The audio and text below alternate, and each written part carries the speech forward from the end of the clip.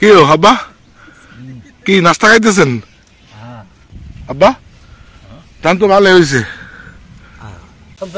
প্রিয় দর্শক, দেখুন আপনারা আমাদের টিএস কণ্ঠশিল্পী মোহন ধান কাটতেছে।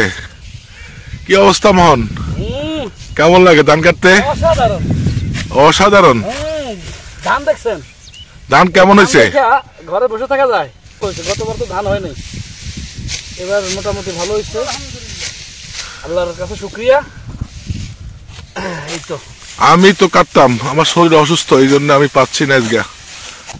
হ্যাঁ প্রিয় দর্শক, দুইজন শ্রমিক সহ আমাদের ধান কাটা হচ্ছে আজ।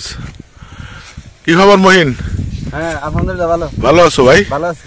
খুব কষ্ট না গরম দি? গরমটাই বেশি শরীর ক্লান্ত করিলে। ধান কেমন হয়েছে এবার আমাদের? আলহামদুলিল্লাহ এবার ধান মোটামুটি ভালো হয়েছে, মোটামুটি গতবার এবার মোটামুটি ধান ভালো। আল্লাহ এবার ফসল দিছে। আল্লাহ এবার ফসল দিছে, আলহামদুলিল্লাহ। আলহামদুলিল্লাহ। মনির, জি ভাই বলেন। কি খবর, কেমন আছো? ভালো আছি ভাই, আল্লাহ রাখলে। ধান কাটতেছো না? জি ভাই। আমি তো কাটতাম, আমার শরীর অসুস্থ আজকে ভাই, এই জন্য পাচ্ছি না। ভাই আলহামদুলিল্লাহ। ধান কেমন হয়েছে এবার? ভালো হয়েছে ভাই, ভালো হয়েছে, আল্লাহ শুকরিয়া, আল্লাহ দরবারে শুকরিয়া আল্লাহ দরবারে। হ্যাঁ বিস্কুট আর চা। হ্যাঁ ধান কাটতে হারেননি? হারেন? গরম গরম চলেন, আমরা তো মানা করছি কাম করতেন না। করবো কি, লোক শ্রমিক কি অভাব আছে নি? হ্যাঁ এত ধন সম্পদ আপনার রান্না করেন টিয়া করে, এটা কথা নেই কইলেন? হ্যাঁ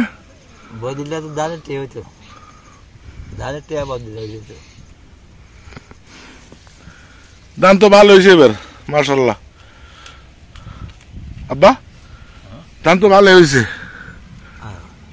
আমার দুই ছোট ভাই আক্তার হোসেন এবং আব্দুল হাকিম ধান কাটতেছে।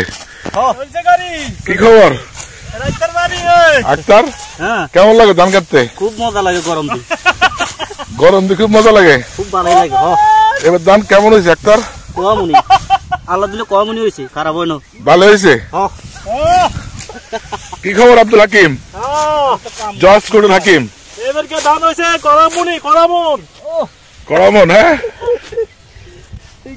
হ্যাঁ গরম গরম গরম সহ্য হয় না, গরম। আপনাকে ধান দান আর নন ভিডিও করি। আমি তো অসুস্থ, কাটতাম আজকে। ধান দানে সুস্থ হয়ে যাবেন, অসুবিধা নাই। আমাদের কণ্ঠশিল্পী টিএস মোহনের ধান কাটার অনুভূতি নিব। আসলে আমি তো কৃষক পরিবারের সন্তান, তো সবসময় কৃষিকাজ করা হয়, কৃষিকাজ করতে আসলে আমার ভালো লাগে।